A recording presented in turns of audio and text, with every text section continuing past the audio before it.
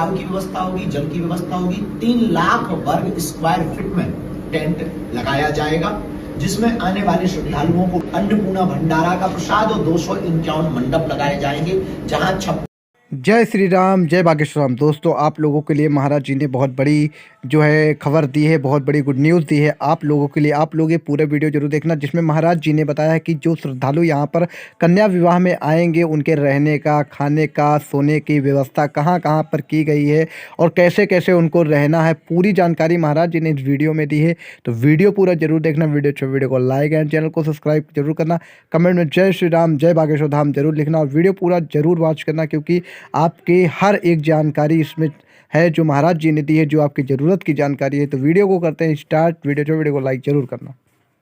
सिंचाई की व्यवस्था होगी, जल की व्यवस्था होगी। 3 लाख वर्ग स्क्वायर फीट में टेंट लगाया जाएगा, जिसमें आने वाले श्रद्धालुओं को बैठने की व्यवस्था, सोने की व्यवस्था होगी। उसके ठीक सामने लगभग 12 से 15 एकड़ के एरिया में अन्नपूर्णा भंडारा का प्रसाद और 251 मंडप लगाए जाएंगे, जहां 26 फरवरी को निराश्रित, मातृ पितृहीन, दीनहीन बेटियों का विवाह कराया जाएगा। भारत का एकमात्र बागेश्वर धाम तीर्थ ऐसा है जहां से पूरे देश में एक संदेशा दिया जा रहा है कि मंदिरों की दान पेटियों में हिंदुओं के द्वारा चढ़ाए हुए चढ़ावे से सिंचाई की व्यवस्था होगी, जल की व्यवस्था होगी। 3 लाख वर्ग स्क्वायर फीट में टेंट लगाया जाएगा, जिसमें आने वाले श्रद्धालुओं को बैठने की व्यवस्था, सोने की व्यवस्था होगी। उसके ठीक सामने लगभग 12 से 15 एकड़ के एरिया में अन्नपूर्णा भंडारा का प्रसाद और 251 मंडप लगाए जाएंगे, जहां 26 फरवरी को निराश्रित, मातृ पितृहीन, दीनहीन बेटियों का विवाह कराया जाएगा। भारत का एकमात्र बागेश्वर धाम तीर्थ ऐसा है जहां से पूरे देश में एक संदेशा दिया जा रहा है कि मंदिरों की दान पेटियों में हिंदुओं के द्वारा चढ़ाए हुए चढ़ावे से अगर हिंदुओं की ही गरीब बेटियों का घर बसाया जाएगा तो भारत को विश्व गुरु बनते देर नहीं लगेगी। इसी उद्देश्य को लेकर 26 फरवरी को 251 बेटियों का विवाह होगा, जिसके 251 मंडप होंगे, अलग अलग होंगे। घराती और बाराती आएंगे। वर पक्ष और कन्या पक्ष में किसी को कुछ भी सहयोग नहीं लगेगा। संपूर्ण उपहार सामग्री भंडारे का व्यय, पूरी व्यवस्था बागेश्वर जन सेवा समिति, बागेश्वर धाम के शिष्टमंडल और हमने अपनी साल भर में की हुई कथाओं से जो हमें मिला उसके द्वारा कराया जाएगा एवं दान पात्र में आए हुए राशि से कराया जाएगा। 251 कन्या विवाह उत्सव में बेटियों का चयन हो चुका है। उनके नामों की घोषणा की जा चुकी है। उन नामों की घोषणा में प्रथम प्राथमिकता मातृ पितृहीन निराश्रित बेटी को दी गई, द्वितीय प्राथमिकता मातृहीन अथवा पितृहीन बेटियों को दी गई, तृतीय प्राथमिकता निराश्रित अर्थहीनों को दी गई, जिसकी जांच समिति ने भी किया, वहां के सरपंच से भी पता किया और इसके बाद उनके नाम का चयन हुआ। बहुत पात्र ऐसे फार्म बेटियां थीं जिनके नाम रखे जाने चाहिए थे, परंतु सामग्री, आर्थिक और समय के कारण जो सामर्थ्यता नहीं थी, इसलिए जितनी सामर्थ्यता थी, जितना संकल्प था, उस संकल्प को पूर्ण किया गया। इस वर्ष का जो उत्सव है बुंदेलखंड का, यह 6वां कन्या विवाह महोत्सव इसलिए भव्य है क्योंकि कई दिनों से हम एक बात बोल रहे हैं कि यहाँ पर बुंदेलखंड के जो 17 जिले हैं, 16-17 जिले, यहाँ शिक्षा और स्वास्थ्य की बड़ी दिक्कत है। शिक्षा और स्वास्थ्य पर जोर हो ताकि पलायनवाद घटे और आर्थिक हीनता घटे और लोग उच्च कोटि के चिकित्सकों का परामर्श पाकर के निरोगी काया पा सकें। अभी तक पूरे दुनिया में बड़े बड़े मंदिर बने जो लाखों करोड़ों के मंदिर हैं और अब भारत के नहीं पूरे विश्व के सबसे लोकप्रिय नेता के रूप में जिन्हें देखा जाता, जो वर्तमान समय में विश्वामित्र के भारत में रहकर विश्वमित्र की भूमिका निभा रहे हैं।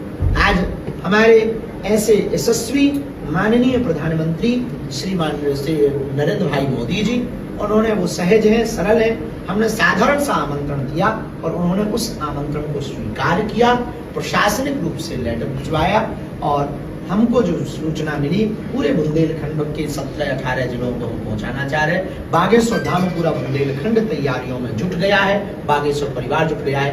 23 फरवरी को दोपहर में बहुत प्रसन्न भी है तैयारियों में भी जुटे हैं और हम बहुत साधुवाद भी उनको दे रहे हैं। पूरा बुंदेलखंड क्षेत्र लगभग 15,000 शिष्य परिकर दीक्षित शिष्य इसमें जगह जगह पीले चावल बांट रहे हैं। सभी जगह के मंडल जगह जगह पीले चावल बांट रहे हैं। और हमारी 23 फरवरी की जो तैयारी है वो ये है कि हम अपने इस सबसे बड़े दुनिया के सबसे बड़े लोकतांत्रिक देश के माननीय प्रधानमंत्री को जब बुंदेलखंड की धरती में बुंदेलखंड का हृदय जिसे कहा जाता बागेश्वर धाम पे वो आएंगे तो हम सब लाखों लोग पूरे बुंदेलखंड वाले उनको धन्यवाद करेंगे कि आप आए। इससे हम सबका गौरव बढ़ा।